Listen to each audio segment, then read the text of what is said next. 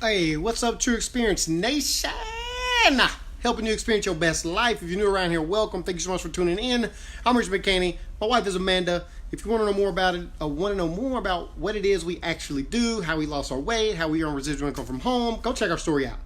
We about wealth, health, and experiences. And today, we're going to be talking about some takeaways that I got from Molly Bloom. So she come and spoke at our convention today. And was just crazy. Like, listener story was crazy. I'm not gonna go into it, but if you've ever seen the movie, what's it called? The Game? Man, it might be called The Game. Anyway, real life story. Chick ran the most prestigious underground, biggest poker tournament ever, and from L.A. and New York, and it was nuts. But I'm gonna go home and watch the movie. I got her book today, where she gave us some autographed copies. But about her talk, to keep this short. I got my hat on, by the way, because we had a casino night, and a lot of us decided to dress up like the 1920s. So we had we was decked out. And I meant to do a live in my get up, and I forgot. So you get the hat. Anyway, there were two things that I kind of gleamed. Well, actually, it was probably three, but I want to go over two. That I got from it that I think speaks volumes for anything, just general principles in life. First of all, how to move on from situations or problems that come up in life. The first is acceptance. This is something we talked about. Her story is crazy. And she said something I felt like was really profound, where she got raided by the FBI. They gave her an out. They gave her a way to where she had to do no jail time, like where record expunged, no nothing, get all of her money back, which was a lot the government had seized. And she didn't take it. And she said, she's like, if I've always about accepting and my situation and experiences, and like I put myself in this situation. It was my choices. It was my behavior that led to the circumstances that I'm in now. And if I'm going to be able to move on, I have to accept that. And if I'm truly accepting my actions, I can't take that deal. I have to own them and the consequences that come with it.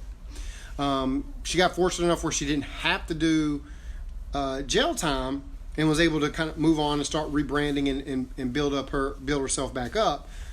And I thought at every moment that she had like obstacles, and guys, I'm talking about real obstacles, and that's why I put in the title "No Excuses," because I saw what she has went through, and even one of those circumstances would be enough to keep somebody down indefinitely.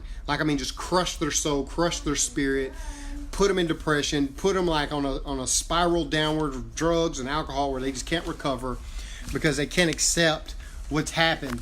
And I was like, goodness gracious. Like, she was skiing, like she was trying out for the Olympic trials. She was top 3 in the USA, at 20 something. And they told her she had scoliosis. She was going to have surgery. She'd never ski again. Overcame it. Right? Did the surgery, overcame it, and then ended up in a situation where she, broke a ski off and just crumbled, cracked all of her stuff up, got all jacked up, ended her ski career right there. And when somebody's going after the Olympics, they put their heart and soul in that. Like, that is who they are, basically, in most situations. And, she was able to pick herself up, move on, and accept what had happened. Not cry about it, not boo-hoo about it forever. Just like, this is just what it is. This is what happened. It's time for me to move on. And then started pushing forward. So no excuses and acceptance. And I want y'all to take away from that. The other thing I do want to add is, we talked about the other night about giving kids and yourselves like core values and beliefs to build upon. Well, apparently her parents had done that. Her brothers had tremendous, ridiculous careers, NFL, all whatever, this and that, and just doing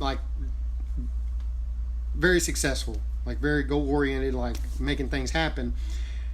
And they instilled some core beliefs and values, and one of them was don't fear anything and never stay down type mentality. And because those were her core beliefs, anytime any of these super huge obstacles come up that I don't know if I would be able to handle, she was able to get over, move forward, and rebuild. Crazy, tragic stuff. And that's because she had that core belief, and she did not identify as an Olympian. or as just as a skier, or just as somebody who ran the poker game. So when those things were taken away from her, she didn't lose her identity. That's why it was important to have core beliefs that are here for a lifetime, and not be wrapped up in I'm a mom, or be wrapped up in I'm an Olympian, or I am a gymnast. Because if something happens and those things are removed from your life and you don't have them anymore, you lose yourself. And that's a dangerous place to be in. And so for me, that was some of the things I got from the talk. Very powerful talk.